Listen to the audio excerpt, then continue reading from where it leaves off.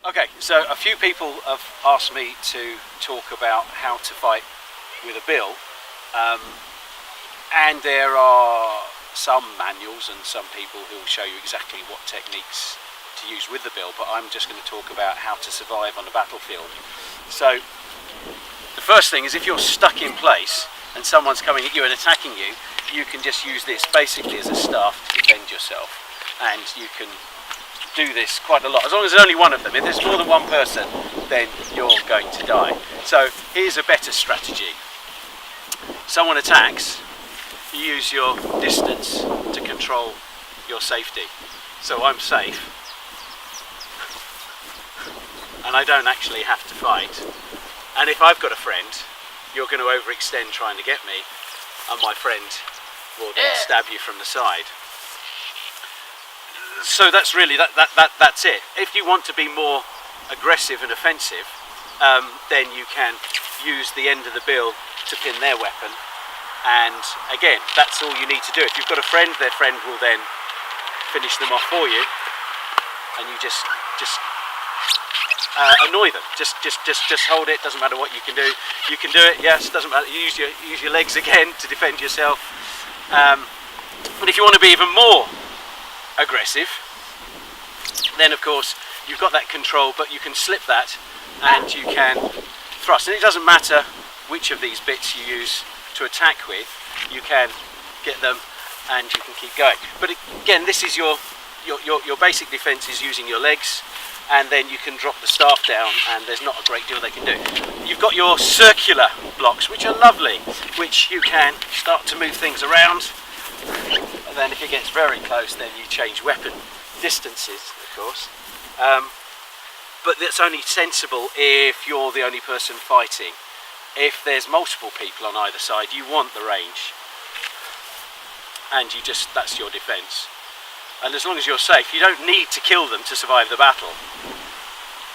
Someone else can do that. You don't need to. You can just control it, and then let someone else do the killing. That's sufficient. If you want to get past them, you can threaten them so that when you come in, they're going to start to step back. So this is quite good. You come in here, and then you follow up with a thrust. He can't help but block. But again, he's going to be using his legs to get away from the distance. So if you're equally skilled or equally useful in moving your legs, then it gets more tricky, and what you've got to do is try and slide down their weapon without them getting you. So you've got to try and give them an opening so that they can thrust, and then you can take advantage of it. But you can only safely do that if there's only one person. Otherwise you just change your angle, which is always the best way to do it. And then if you've got a friend, they'll stab in the side, or if he takes his attention off of you, then you can stab him. People say, what if they've got a sword and a shield, or a sword and buckler, and they rush in? Because the assumption is that this only works at range, and you have got some options. Of course, if he's... Oh, it's okay. It doesn't matter. Principles are the same. So if he's got a big shield, then you can attack the shield, pin the shield, and he's got to roll round that. He's got to roll round that. And if you're controlling the roll round, then you have got some defence there. But if he gets in really close and you can't stop him, then here, if you control that hand, get your bill on that hand, and then you can roll it off to one side and do whatever you like at that point. But if he does come in and he pushes in because he's got that shield, that protects you. That's protecting you as well as him. So you can just control that. And again, it's then the first one who remembers they've got another weapon. Sword and buckler, yes. And because traditionally, or historically at least, there was a Swiss pike block that got defeated by sword and buckler wielders. And the assumption is that if you can get in close, you can defeat the pike. Well, this isn't a pike, and it's not super long. But you have to be very, very fast to come in, and I just need to remember to use my legs to defend. So if you're going to try and attack me with a sword and buckler, there's your only chance is to move my blades, and I need to.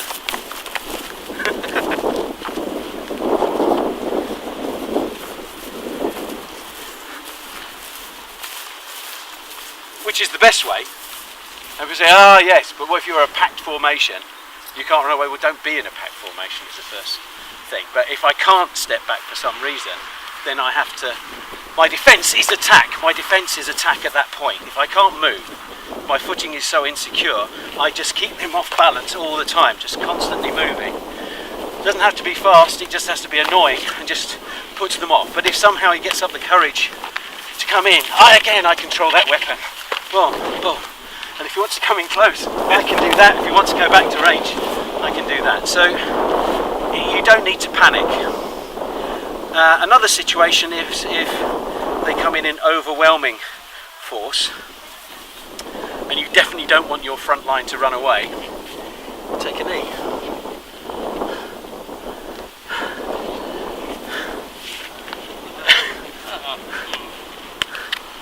Yeah. Or like, I can pike him. I'm very defensive here. If he runs it, yeah.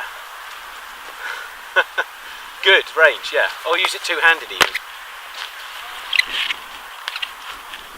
Then, yeah. Because again, the way the arms work, my greatest distance is at this height. What's your greatest distance? Will be at shoulder height. If you hold it up at shoulder height and point it straight, you're going to miss me. So I'm going to have slightly same length weapon, the slight advantage. And I've also more well covered. But I don't have the flexibility of using my feet. But this is fine, and I can do this all day long. I can just get my hands right from here.